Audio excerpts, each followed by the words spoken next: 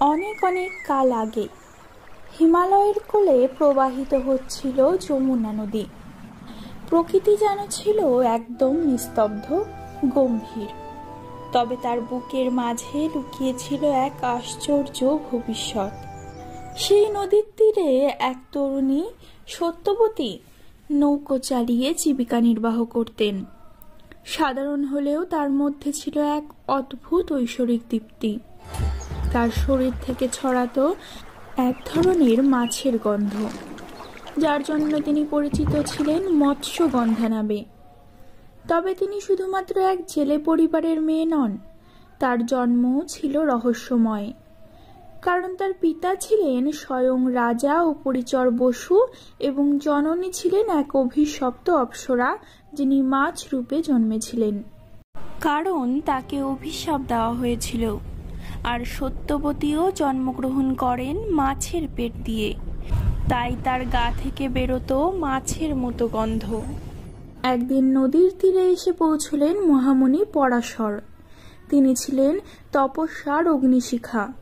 চেহারায় ঔজ্জ্বল্য, চোখে গভীর ধ্যানের তীব্রতা, দীর্ঘ দাড়ি, অঙ্গভঙ্গি শান্ত কিন্তু শক্তিশালী।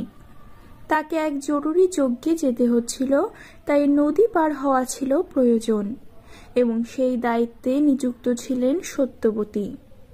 সত্যবতী তার নৌকাতে পরাশরকে বসিয়ে যাত্রা শুরু করলেন। নদী ছিল শান্ত, বাতাসে যেন গানের মতো এক স্পন্দন ছিল। কিন্তু মাঝ নদীতে পৌঁছানো মাত্রই কিছু একটা পরিবর্তন টের পেলেন ঋষি পরাশর। তিনি অনুভব করলেন এই তরুণী মেয়েটির মধ্যে রয়েছে অলৌকিক কম্পন, এক ঐশ্বরিক শক্তি। তার তপস্যার অন্তর্দৃষ্টি বলে দিচ্ছিল এই নারী জন্ম দেবেন সেই মহাপুরুষকে, যিনি ভবিষ্যতে বেদ বিভক্ত করবেন, মহাভারতের স্রষ্টা হবেন, ধর্ম ও জ্ঞানের পথ প্রদর্শন করবেন। হঠাৎ করেই নদীর ওপর ঘন কুয়াশা ছেয়ে যায়। সূর্য যেন আড়ালে চলে যায়, পাখিরা থেমে যায়, প্রকৃতি স্তব্ধ হয়ে যায়। এই কুয়াশা সাধারণ ছিল না, এটি ছিল পরাশরের যোগ শক্তির মাধ্যমে সৃষ্টি করা এক মায়াবী পর্দা, যাতে কেউই তাদের দেখতে না পায়। এই সময় পরাশর তার উদ্দেশ্য প্রকাশ করেন সত্যবতীর কাছে। তিনি বলেন, এটি শুধুমাত্র কামনার আকর্ষণ নয়, এটি ভবিষ্যতের ডাকে সাড়া দেওয়া। কারণ তাদের মিলন থেকেই জন্মাবে এক ঐশ্বরিক ঋষি, যার হাত ধরেই ভবিষ্যতের পবিত্র ধর্মগ্রন্থ রচিত হবে। সত্যবতী প্রথমে আতঙ্কিত হন। তিনি বলেন, আমি একজন সাধারণ কুমারী মেয়ে, আমার পবিত্রতা, সামাজিক সম্মান সবকিছু কি শেষ হয়ে যাবে? তখন ঋষি পরাশর তাকে 3টি অমূল্য প্রতিশ্রুতি দেন। এই মিলনের পরেও তিনি কুমারীই থেকে যাবেন। তার শরীর থেকে মাছের গন্ধ মুছে যাবে এবং জন্ম নেবে দিব্য সৌরভ, যার নাম হবে যোগগন্ধা। তাদের সন্তান হবে ঐশ্বরিক ঋষি, জন্মগ্রহণের সঙ্গে সঙ্গে পূর্ণ জ্ঞান নিয়ে পৃথিবীতে আসবে। এই আশ্বাসে সত্যবতী রাজি হন এবং এক অলৌকিক ঘটনা ঘটে। পরাশর তার যোগশক্তি দিয়ে নদীর মাঝে একটি দ্বীপ সৃষ্টি করেন। সেই দ্বীপেই তাদের মিলন হয়। প্রকৃতি থেমে যায়, সময় স্থির হয়ে যায়। সেই মুহূর্তেই জন্ম হয় এক শিশুর, যার গাত্রবর্ণ ছিল কৃষ্ণ, চোখে দীপ্তি ছিল আর মুখে ছিল জ্ঞানের আভাস। তার নাম রাখা হয় কৃষ্ণ দ্বৈপায়ন। কৃষ্ণ কারণ তার গায়ের রং ছিল কৃষ্ণবর্ণ, আর দ্বৈপায়ন কারণ তিনি দ্বীপে জন্মেছিলেন। এই শিশুই ভবিষ্যতে পরিচিত হন বেদব্যাস নামে, যিনি বেদ বিভাজন করেন, মহাভারত রচনা করেন, পুরাণ রচনা করেন এবং হিন্দু ধর্মের ভিত্তি স্থাপন করেন।